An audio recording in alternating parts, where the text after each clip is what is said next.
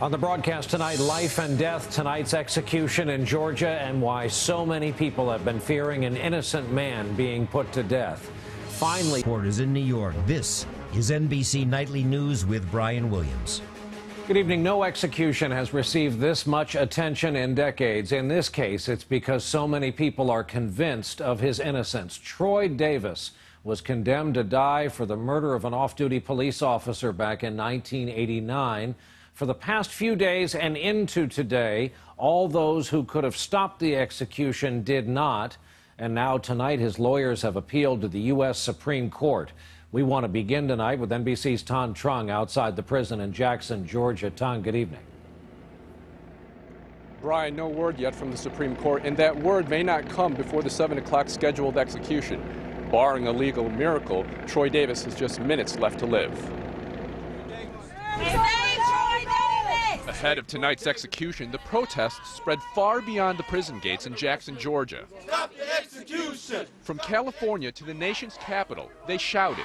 They say death no! We say hell no! Their chants echoed overseas in London, Paris, and Rome. The message, spare Troy Davis's life.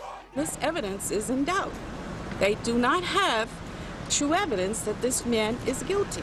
It blew my mind, quite honestly, that it's even possible that we're talking about the execution of a man who might be innocent. Davis was convicted and sentenced to death for the 1989 murder of Savannah police officer Mark McPhail.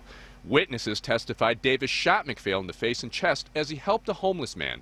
But 7 of the 9 witnesses later recanted their testimony, several claiming police coercion. No DNA evidence links him to the crime. Pope Benedict and former President Jimmy Carter are among prominent voices saying there's too much uncertainty. People like that, when we have doubts that they could well be innocent, we shouldn't be executing them, period. For 22 years, Davis maintained his innocence, but failed to clear his name. Today, his last-minute offer to take a polygraph test was rejected. Davis's family could only pray. We are very upset by this, and I want people to understand that our family is hurting too, but we will not give up this fight. Through numerous appeals and 3 halted executions, Officer McPhail's family and prosecutors never wavered from their belief Davis deserved death. It's over. It sounds terrible, but I can finally close this book and hopefully get some peace. Before his execution, Davis issued a statement saying in part, "This struggle is for all the Troy Davises who came before me and all the ones who will come after me.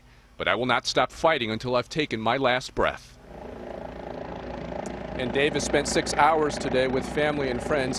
When he was offered a choice of a last meal, Brian, he declined it. Instead, he was served the standard meal of a cheeseburger, baked beans, and potatoes. Brian. Tan Trung, Jackson, Georgia, starting us off tonight. Tan, thanks. Overseas tonight.